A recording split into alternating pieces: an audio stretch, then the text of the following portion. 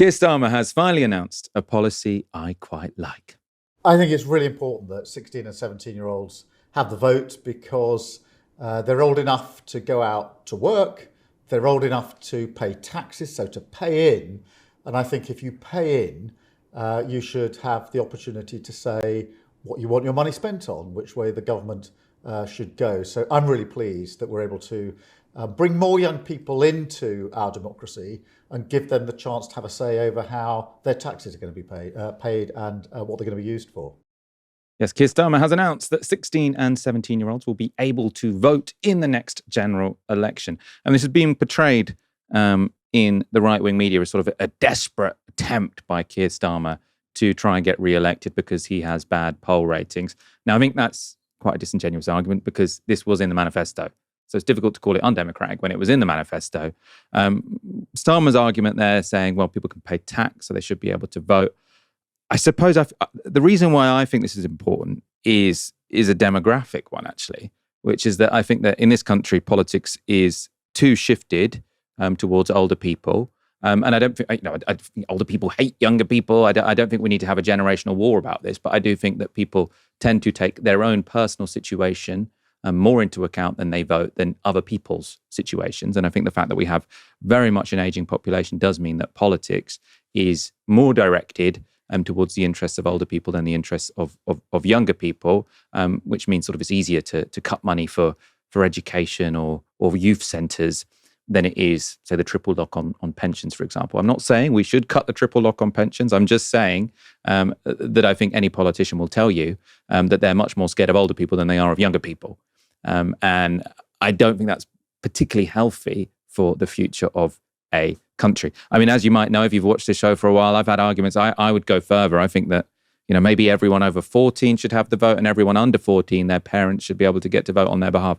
I think it's really important that we shift politics in this country so that the voices of younger people are heard more, right? I think that the fact that renting is so expensive is an issue that goes under the radar because there are fewer young people and young people don't really vote. I think this feeds into the problem that it's too difficult to have kids because actually most people who are voting had kids a very long time ago. There aren't even it's not just that sort of teenagers aren't a large part of the electorate. It's that people under sort of in their 30s aren't a large part of the electorate either. So I think shifting the electorate so that it's a little bit younger, thinking a bit more about the future.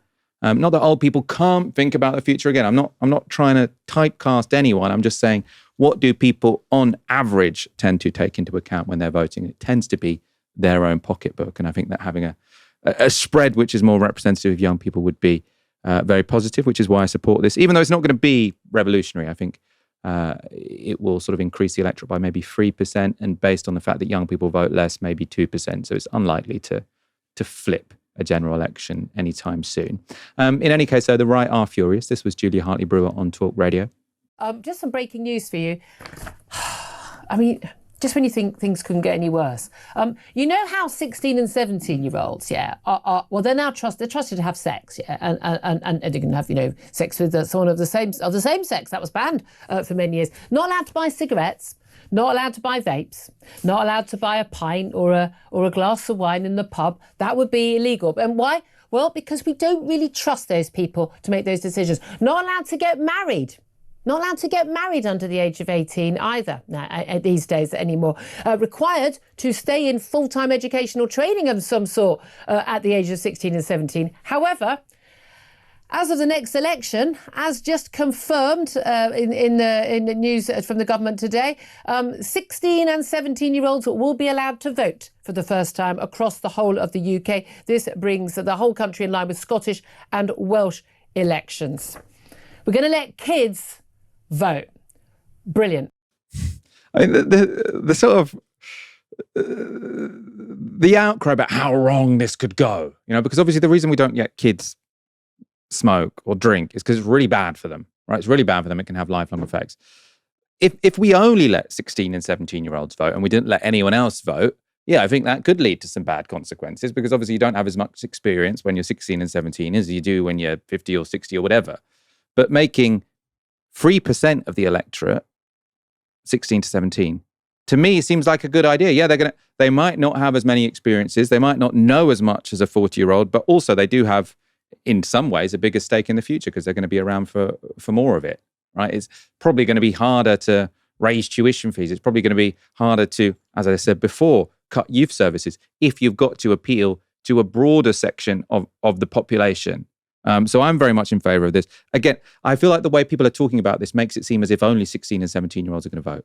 And so therefore, politics is going to go wildly out of control instead of serving as a bit of a corrective to a politics which is, I think, very much sort of geared towards, it's not about age, actually. So older people, but also property owners. Obviously, young people are much less likely to own property than older people.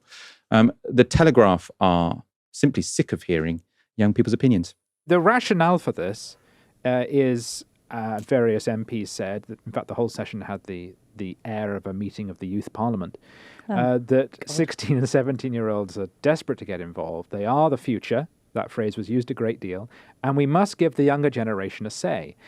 Now, of course, I wanted to scream from the gallery, if they just wait 2 years, yes, they can have a say. They can have that. Also, they're having a say the whole time on social media. Well, we precisely. don't stop hearing from these people. Some of them are children. Yeah. They start turning up at COP climate conferences like Greta Thunberg. We all have to listen to them. Then they get in boats and get involved in the Middle East.